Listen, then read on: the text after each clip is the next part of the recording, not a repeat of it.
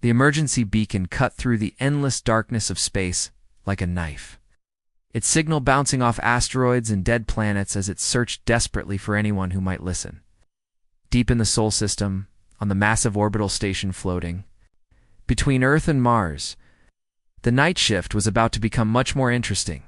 Commander Lee Hoyanwoo had been sipping his third cup of coffee when the alarms started screaming. The bridge of Earth Defense Station Prometheus erupted into controlled chaos as dozens of screens lit up with incoming data. Hoyanwoo set down his mug and walked over to the main console where Communications Officer Park Ji-hai was frantically working to decode the alien transmission. "Talk to me, Ji-hai," he said, his voice calm despite the urgency filling the air. "Sir, this is unlike anything we've seen before," she replied, her fingers flying across the holographic interface. Strange symbols and mathematical equations flowed across the screens like digital waterfalls. The signal is using 17 different frequencies simultaneously, and the encryption it's beautiful, actually. Whoever sent this is trying really hard to make sure someone understands. Hoyanwoo leaned over her shoulder, watching as the translation algorithms worked their magic. Slowly, the alien text began converting into Korean, then English. What he read made his blood run cold. The message came from a place called Vexstar Prime, a farming world on the very edge of known space. The Zilithians who lived there were peaceful plant growers who had never hurt anyone, but now they were trapped, surrounded by something called the Korthok Raider Fleet. The pirates had big ships with bigger guns. They wanted things the farmers simply didn't have. "Sir, I'm picking up massive energy signatures around there." "Planet G," I reported, her voice tight with worry. 23 ships, all of them armed to the teeth. It's a complete blockade. The main screen shifted to show a tactical display of the distant star system. Red dots surrounded a small blue-green world like vultures circling prey. Each dot represented a ship capable of turning cities into glass, and they were all pointed at innocent farmers who had never fired a shot in anger. "What do the Zilithians have that these pirates want?" asked Lieutenant Commander Bae Dong-hyan from the tactical station. Hoyanwoo said grimly as more of the message decoded. "There. Crops can grow in almost any soil, any climate. The Korthok want to control the food supply for half the galaxy." The bridge fell silent as everyone understood what that meant. Control the food, control the people. It was the oldest game in the book, and now it was being played on a galactic scale. The Galactic Council. Hoyanwoo asked, already knowing the answer would disappoint him. Ji-hai checked her console and shook her head. "Their nearest fleet is 3 months away. They're recommending a diplomatic solution. They want to send negotiators." "Negotiators," Hoyanwoo repeated, his voice flat. "To negotiate with pirates who are threatening to burn an entire world. That's what the official response says, sir." Hoyanwoo stared at the tactical display for a long moment. The red dots seemed to pulse with menace, while the little blue-green world sat helpless in their shadow. Somewhere down there, millions of Zilithians were looking up at their sky and seeing death hanging over them like a sword. The Galactic Council was famous for their discussions. They could debate the color of space for months, while entire civilizations died waiting for help. But Earth had learned something different during its long, violent history. Sometimes talking wasn't enough. Sometimes you had to act. "Get me, Admiral?" Kim Tae-ho Hoyanwoo said, his decision crystallizing like ice in his chest. "Priority 1. Tell him we have a Code 7 humanitarian crisis." The communication went through to Mars Naval Command, where Admiral Kim was reviewing fleet positions. Code 7 meant civilians were about to die, and die badly, unless someone did something about it right now, within minutes. Klaxons were blaring across the Martian orbital shipyards. The 7th Human Battle Group had been scheduled for routine patrols, but routine just got thrown out the airlock. Captain Yoon Sung-ho was drinking tea in his quarters when his first officer burst through the door. "Sir, we have emergency deployment orders. All ships, immediate launch." Yoon didn't ask questions. He simply grabbed his uniform jacket and headed for the bridge. Around him, the massive dreadnought Indomitable came alive like a waking giant. The ship had earned its name in the Titan Wars, where it had survived direct hits from antimatter weapons and kept fighting. Its hull was scarred and patched, but every mark told a story of victory against impossible odds. The human fleet was nothing like the elegant ships other species built, where aliens preferred smooth curves and graceful lines. Human vessels were all angles and armor plating. They looked like what they were: weapons forged by a species that had spent thousands of years perfecting the art of war on a planet that tried to kill them every single day. As the Indomitable cleared the Martian shipyards, 11 other vessels fell into formation around it. Destroyers, cruisers, and support ships, all of them bristling with weapons that could crack moons.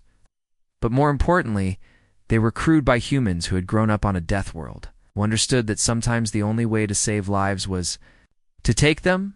The fleet engaged their faster-than-light drives. Its space twisted around them like taffy as they began their journey to the edge of the galaxy. Behind them, Earth's orbital defenses tracked their departure with pride. Ahead of them, the Zilithians continued their desperate broadcast, not knowing that help was already on the way. In the depths of space, the Korthok pirates continued their lazy orbit around Vexstar Prime, confident in their overwhelming superiority. After all, who would be stupid enough to challenge them? They controlled this entire sector, and everyone knew it.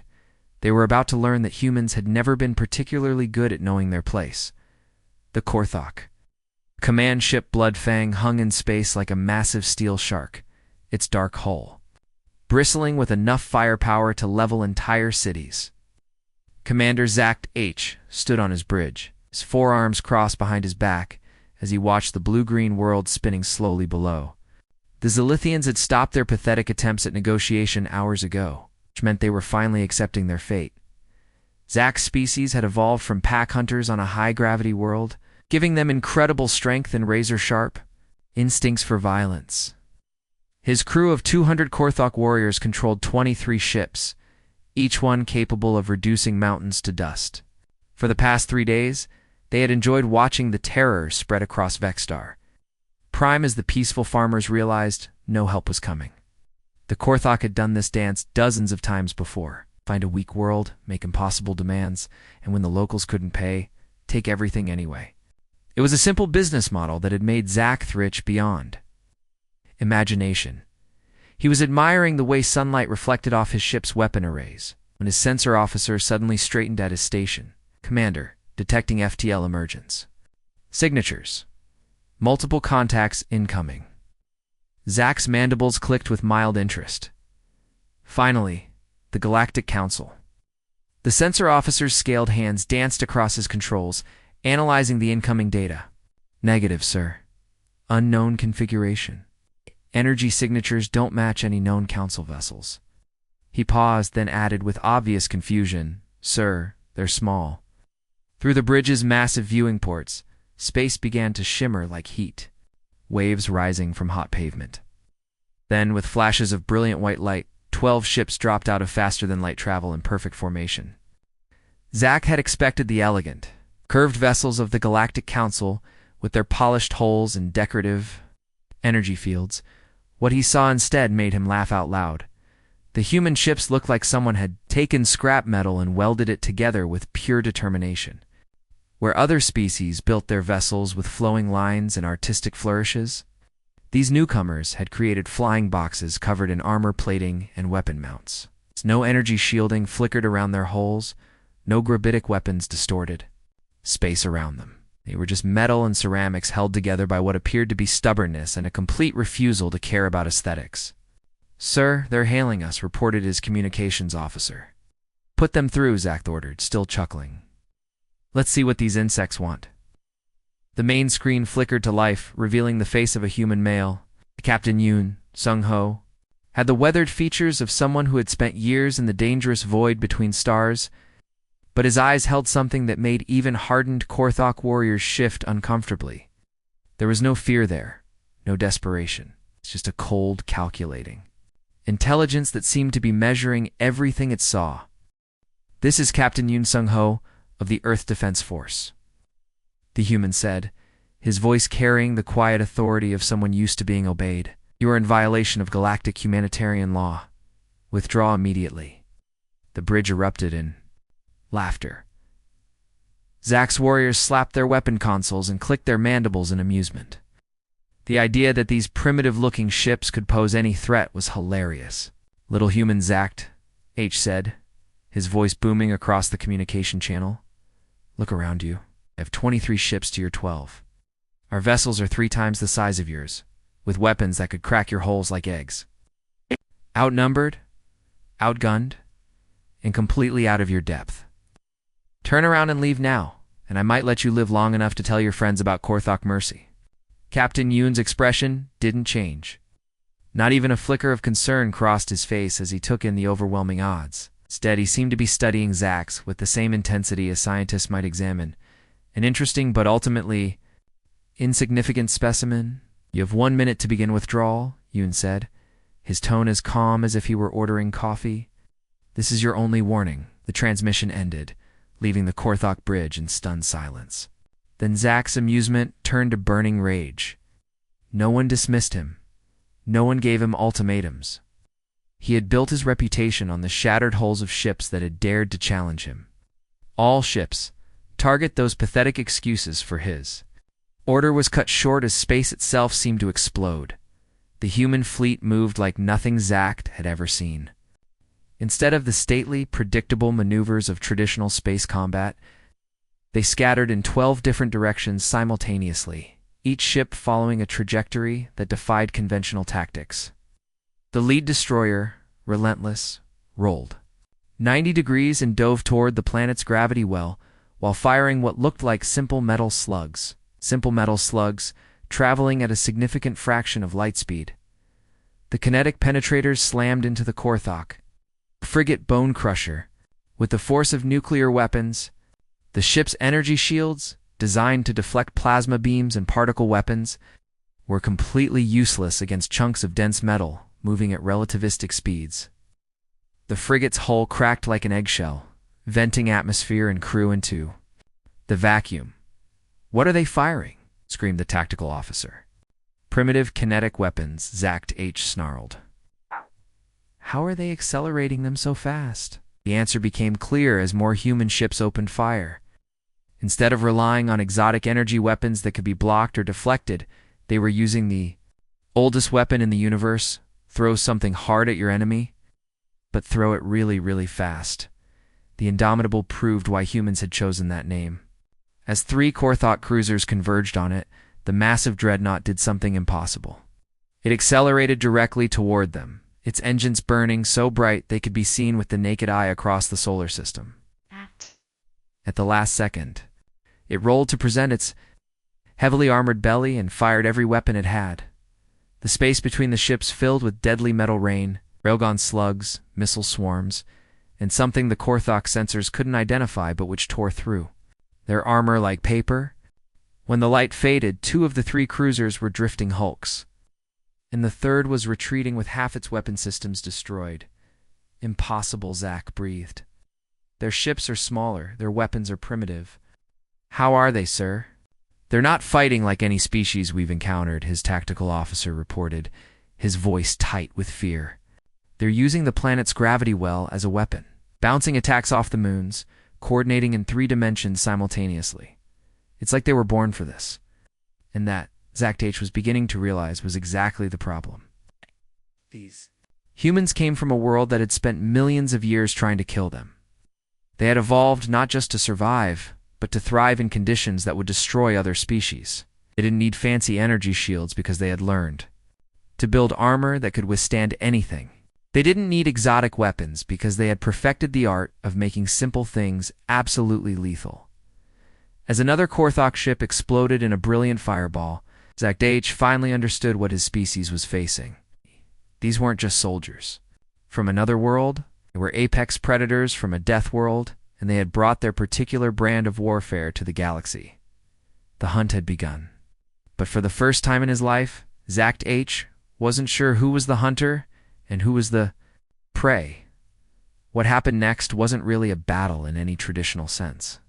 It was more like watching a masterclass in violence, taught by professors who had earned their degrees on a planet that spent 4 billion years perfecting ways to kill things. The human ships moved through space like a pack of wolves, each vessel knowing exactly where the others would be without needing constant communication. They had trained for this kind of coordinated assault in the asteroid fields of their own solar system, where a single mistake meant being crushed by rocks. The size of cities, or flash frozen in the absolute cold of space, Commander Zack watched. In growing horror, as his supposedly superior fleet was systematically taken apart, the humans weren't just fighting in the flat plane that most species use for space combat. They were using all three dimensions, diving above and below his ships, using Vexstar Prime's gravity well to slingshot around and attack from impossible angles. Focus fire on their command ship, Zack roared, pointing at the scarred bulk of the Indomitable.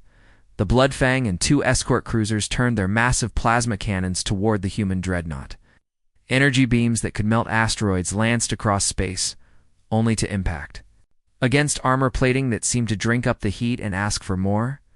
But Lieutenant Commander Choi Minji aboard the destroyer Relentless had been waiting for exactly this moment. As the Korthok ships focused their attention on the Indomitable, she executed a maneuver that would have been impossible for most species to even attempt. The Relentless rolled completely upside down and fired its main railgun directly through the gravity shadow of one of Vexstar Prime's moons. The kinetic penetrator used the moon's gravitational field to curve its trajectory. Coming at the Bloodfang from an angle that should have been impossible, the metal slug, moving at nearly 10% the speed of light, didn't just penetrate the Korthok flagship's armor, turn the armor into a weapon itself. The impact sent thousands of razor-sharp fragments spinning through the ship's interior like a deadly storm. Emergency lights flickered and died as the Bloodfang began venting atmosphere from a dozen breaches. "Possible," Zack gasped, clutching a bleeding gash on his arm. How did they calculate that trajectory so quickly? His tactical officer was staring at his instruments in disbelief. "Sir, their computers aren't more advanced than ours. They're just ... they're thinking faster. They've done this kind of math 1,000 times before." And they had. Every human child grew up playing games that required calculating trajectories, while accounting for multiple gravitational sources. It was how they learned to navigate their own chaotic solar system, where Jupiter's massive bulk could fling a ship across the galaxy if you weren't careful. The battle took another turn when Tactical Officer Nam Hae-won, aboard the Indomitable, suddenly straightened at his station. "Boarding pods incoming," he shouted. 12 pods, all aimed at our engine section. Captain Yoon Sung-ho didn't even blink. "Let them come," he said, his voice as cold as the space between stars. "Major Kang, prepare your Marines." Major Kang So-young had been waiting for this moment. She and her assault team were already suited, up in powered armor that looked more like mechanical monsters than protective gear. Each suit was designed to operate in the harshest conditions imaginable, from the crushing depths of ocean worlds to the radiation-soaked surfaces of dead planets. But instead of waiting for the Korthok boarders to breach their hull, Kang made a decision that left even her own crew stunned. "We're going out there," she announced over the comm system. Hard breach on their command ship. The Korthok boarding pods were still approaching when Major Kang and 20 Marines launched themselves directly into the vacuum of space. Their powered armor carried small thruster packs that let them maneuver like deadly angels, flying between the ships while laser fire and missile explosions lit up the darkness around them. The sight of armored humans flying through hard vacuum, without any visible life support systems, sent waves of terror through the Korthok fleet. Most species needed bulky environmental suits and backup life support systems to survive in space for even a few minutes. These humans were fighting in an environment that would kill most aliens in seconds, and they were doing it like it was perfectly normal. Kong's team breached the Bloodfang through sections weakened by the earlier kinetic strike. They cut through the hull with plasma torches, then poured into the ship's corridors like a tide of armored death. The Korthok warriors, each one twice the size of a human, found themselves facing enemies who moved faster, hit harder, and seemed completely unafraid of dying. "There, in the engineering section," screamed a Korthok officer. "Over the comm.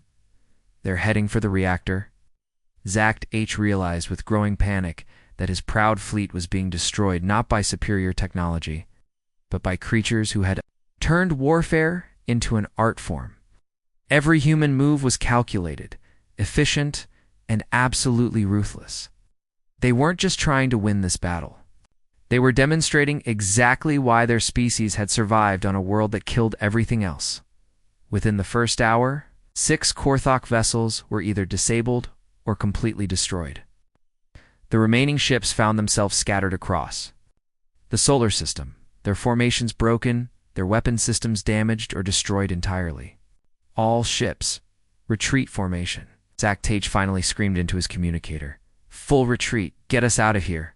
But as the surviving Korthok vessels turned to flee, they discovered something that made their blood freeze in their veins. More. Human ships were waiting for them at the edge of the system, their angular hulls reflecting the distant starlight like the eyes of predators in the dark. Somehow, during the chaos of battle, the humans had managed to position additional vessels along every possible escape route. The destroyer Vengeance and cruiser Retribution hung in space like deadly gatekeepers, their weapon systems trained on the fleeing pirates. How? Zack whispered. How did they know where we would run? His tactical officer's voice was hollow. With defeat, sir, I don't think they're just fighting us. I think they're hunting us. Like we're prey and they're predators who have done this so many times, they can predict every move we'll make. And that was exactly what was happening. Humans had spent thousands of years hunting everything from mammoths to each other across every conceivable terrain. They'd learned to think like their prey, to anticipate panic responses, to cut off escape routes before their targets even knew they needed to escape. The Korthok fleet, which had terrorized peaceful worlds for decades, suddenly found itself trapped in a web spun by creatures who had elevated hunting to the level of science. There would be no running from this fight, because the humans had already won it before the first shot was fired. In the cold vacuum of space, surrounded by the wreckage of their once mighty fleet, the Korthok pirates finally understood what they were facing. These weren't just soldiers from another world. They were the children of a death world. They had brought their particular brand of controlled violence to the galaxy. The hunt was over. And for the first time in their lives, the Korthok had been the prey. The silence that followed the battle was almost deafening. Where minutes before the space around Vexstar Prime had been filled with the thunder of weapons fire and the screams of dying ships, now there was only the gentle hum of human vessels moving through the debris field like mechanical angels of mercy. The last Korthok ship, the damaged cruiser Ironclaw, surrendered after watching its entire fleet get systematically destroyed. Its captain, a scarred veteran named Gractor, had thrown down his weapons and transmitted the universal surrender code rather than face the same fate as his comrades. Even pirates had survival instincts. Captain Yoon stood on the bridge of the Indomitable, watching as his crew coordinated the cleanup operation. Rescue shuttles were already heading toward the few Korthok life pods that had managed to escape their exploding ships, while engineering teams began the delicate work of clearing the orbital space of dangerous debris. Sir, we're receiving multiple transmissions from the planet's surface, reported Communications Officer Park Ji-hai. The Zilithians want to meet with us. Yoon nodded. Prepare my shuttle and send word to Major Kang. I want a full medical team and our best engineers down there. These people have been through hell. An hour later, Yoon's transport touched down in the main plaza of New Verdun, the capital city of the Zilithian colony. As the engines wound down and the boarding ramp lowered, thousands of alien civilians emerged from underground shelters and reinforced buildings. Where they had been hiding for the past 3 days, the Zilithians were a fascinating species to human eyes. They stood about 7 feet tall, with skin that had a greenish tint and hair that looked more like flowing grass than anything else. Their eyes were large and expressive, designed for a world with less light than Earth, and their movements had a graceful, almost plant-like quality. Elder Vexthera, the leader of the colony council, approached the landing zone with a mixture of awe and nervousness. She had expected their rescuers to emerge in bulky, environmental suits, breathing apparatus, and radiation shielding. Most species needed extensive protection to survive on Vexstar Prime, whose thin atmosphere and high radiation levels made it barely habitable. Instead, Captain Yoon stepped off the transport wearing nothing more than his standard military uniform. He breathed the planet's thin air as easily as if he were walking through a park on Earth, and his exposed skin showed no reaction to radiation levels that would have killed most aliens within minutes. "Incredible," whispered Vexera's assistant, a younger Zilithian named Kethver. "How is he surviving out there?" The answer, though the Zilithians didn't know it, was simple evolution. Humans had spent millions of years adapting to a world that constantly tried to kill them. High radiation, thin air, extreme temperatures, toxic chemicals. Earth had thrown everything at humanity, and humanity had not only survived, but thrived. What seemed impossible to other species was just Tuesday for a human. Elder Vexera Yoon said, his translator rendering the words in perfect Zilithian. "Your people are safe. We've neutralized the Korthok threat and secured your orbital space. We're establishing a medical station for your wounded and beginning repair operations on your damaged orbital platforms." Vexera stared at this strange alien who had just saved her entire world. "But why?" she asked, her voice filled with confusion. "You don't know us? We have nothing to offer in return. No rare minerals, no advanced technology, no strategic value. Why would you risk your lives for complete strangers?" Yoon's expression, which had been coldly professional during the battle, softened slightly. "You asked for help. That's reason enough." The simplicity of the answer left Vexera speechless. In a galaxy where every action was calculated for profit or political advantage, where species went to war over trade routes and energy sources, these humans had traveled across the stars simply because someone had called for help.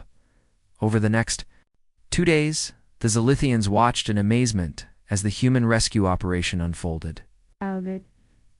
Medical teams worked around the clock, treating not just Zilithian civilians who had been injured during the blockade, but also wounded Korthok pirates who had been pulled from the wreckage of their ships.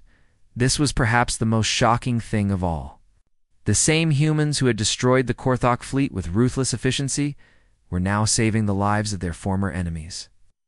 Human doctors worked alongside Zilithian healers, sharing medical techniques and learning about alien biology. The contrast was startling. Warriors who could wage war with terrifying brutality also possessed a capacity for mercy that seemed to define their entire species. "I don't understand, Gractor," the captured Korthok captain said to the human medic, treating his wounded arm. "Why are you helping me? I was going to destroy this world." Medic, a cheerful woman named Dr. Lima Nesio, didn't even look up from her work. "Because you're hurt, and I'm a doctor. It's really that simple." The human engineering teams were equally impressive, worked with tools and techniques that were both primitive and incredibly advanced, instead of the exotic energy manipulators used by most species. They relied on mechanical devices that could be repaired with basic materials. But those simple tools were incredibly effective. Within hours, they had restored power to damaged sections of the orbital stations. "They're remarkable," Vexera told her council. "Their technology isn't necessarily more advanced than ours, but they use it differently. Everything they build is designed to work in the worst possible conditions." On the morning of the 3rd day, the sleek diplomatic vessel of the Galactic Council finally arrived. Ambassador Quindor, a tall insectoid creature with compound eyes and mandibles that clicked when he spoke, emerged from his ship expecting to find a crisis that would require months of careful negotiation. Instead, he found a completely resolved situation. The pirates were captured, the colonists were safe, and the mysterious humans were already packing up their equipment and preparing to leave. "Wait!" Quindor called out as Captain Yoon walked toward his transport. "The council will want to speak. With your representatives, there are protocols to follow, paperwork to file, diplomatic procedures to observe." Yoon paused at the bottom of his ship's boarding ramp and turned back to the ambassador. His expression was polite but firm. "Tell them they can find us at Earth. We'll be the ones answering the distress calls you ignore." The words hit like a physical blow. Quindor's mandibles clicked rapidly in what his species displayed when agitated. "The council doesn't ignore distress calls. We follow proper procedures, we gather intelligence, we consider all options before acting." "You debate," Yoon corrected, "while people die. We maintain stability across the galaxy through careful diplomacy and measured responses." "You maintain the status quo," Yoon replied. There's a difference. As the human fleet prepared to depart, Elder Vexthera approached Captain Yoon 1. Final time, will we see you again? Yoon smiled, the first genuine smile she had seen from him. If you ever need help, just call. Someone will answer. The human ships lifted off from Vexstar Prime and disappeared into the star-filled darkness, leaving behind a world that had been saved and a galaxy that was about to change forever. Word of what had happened here would spread across the stars, like wildfire, carrying with it a simple but revolutionary message. Somewhere in the galaxy, there was a species that actually answered when you called for help. They didn't ask for anything in return, except the chance to do what was right. The age of human intervention had begun. The news traveled faster than any ship could fly. Within hours of the human fleet's departure from Vexstar Prime, the story was spreading across the galaxy through quantum communication networks, trade routes, and whispered conversations in spaceports from the core worlds to the outer rim. The Silithians themselves became the first ambassadors of humanity's reputation.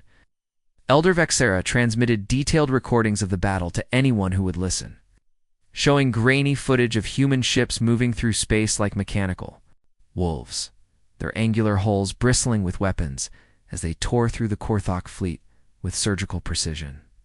They came when no one else would, she told the Galactic News Network during a live interview that reached billions of viewers. They asked for nothing in return. They simply saw beings in need and acted. The recordings went viral across peaceful species throughout the galaxy. The footage of Major Kong Soyoung and her Marines fighting in hard vacuum, moving between ships like armored angels, became the most downloaded video in galactic history. Children of a dozen different species watched wide-eyed as humans demonstrated that sometimes the only answer to violence was controlled, overwhelming force applied by people who refused to let innocents suffer. But the reaction wasn't universally positive in the war rooms of the Korthok High Command. Military strategists huddled around tactical displays, analyzing every second of battle footage they could obtain. What they saw terrified them more than any superweapon or alien technology could have. They don't fight like any species we've encountered, growled War Chief Thakmer, his forearms gesturing at the holographic display. Look at these maneuvers. They're not following any known combat doctrine. They're improvising, adapting, thinking 3 moves ahead while we're still trying to figure out their first move. The Korthak had built their empire on the principle that overwhelming force could solve any problem. They had never encountered an enemy that was not only more violent than they were, but also more intelligent, more adaptable, and completely unafraid of dying for their principles. Issue the decree, Thakmer ordered. Humanity is now classified as a Class 5 threat to the expansion. All raids are to avoid human space until we can develop countermeasures. Similar conversations were taking place in the halls of power. Across the galaxy's more aggressive civilizations, the Hegemon Empire, a militaristic society that had conquered 47 worlds through superior tactics and technology, found themselves facing battle footage that challenged everything they thought they knew about warfare. They're not just soldiers, observed General Zexkarn, the Empire's greatest military mind. They're survivors. Every move they make is designed for one purpose: staying alive while making sure their enemies don't. It's like they've been fighting a war against the universe itself since the day they were born. He wasn't wrong. Earth had indeed been at war with humanity for millions of years, throwing everything from ice ages to asteroid impacts at the species. Humans had survived by becoming the most adaptable, most resourceful, and most stubbornly persistent life form their planet had ever produced. Meanwhile, in the gleaming towers of Galactic Council headquarters, emergency sessions were being called to address what they were calling the human problem. Ambassador Quindor stood before the High Council, his mandibles clicking rapidly as he described his encounter with Captain Yoon. They completely ignored established protocols, he reported. They acted unilaterally, used excessive force, and showed no respect for our authority. They're dangerous cowboys who could destabilize the entire galactic political structure. Council leader Vorthek, an ancient being whose species had helped found the Council 3,000 years ago, studied the tactical reports with growing unease. How many ships did they lose in this engagement? None, sir. No casualties at all. The Korthok fleet completely destroyed or captured. 23 ships, reduced to scrap in less than 2 hours. The council chamber fell silent. A perfect victory against overwhelming odds wasn't just impressive, it was terrifying to beings who had built their power on the assumption that they were the most advanced civilization in the galaxy. Back on Earth, Admiral Kim Taho stood in the bustling command center of Earth Defense Headquarters, watching as his staff struggled to keep up with the flood of incoming messages. The main display showed dozens of star systems, each one blinking with urgent communications. "Status report," he ordered. Communications Officer Park Ji-hai looked up from her station, her expression a mixture of excitement and exhaustion. "Sir, we're receiving formal first contact requests from 17 different species. Egalitarians. Want to establish a trade alliance? The Centauran Republic is offering basing rights in exchange for protection. The Vegan Collective is asking if we'd be interested in a cultural exchange program. Any species I should be worried about?" Kim asked. "The Andromedans are requesting a demonstration of our military capabilities. They seem ... impressed by what happened at Vexstar Prime." Kim smiled. The Andromedans were known throughout the galaxy as master tacticians who had never lost a battle. If they were impressed, humanity had definitely made an impact. "And the Galactic Council?" he asked. Park's expression soured. "They're demanding we register our military capabilities and submit to their oversight. Ambassador Quinder wants to establish a proper diplomatic framework for future interventions." Kim's smile turned cold.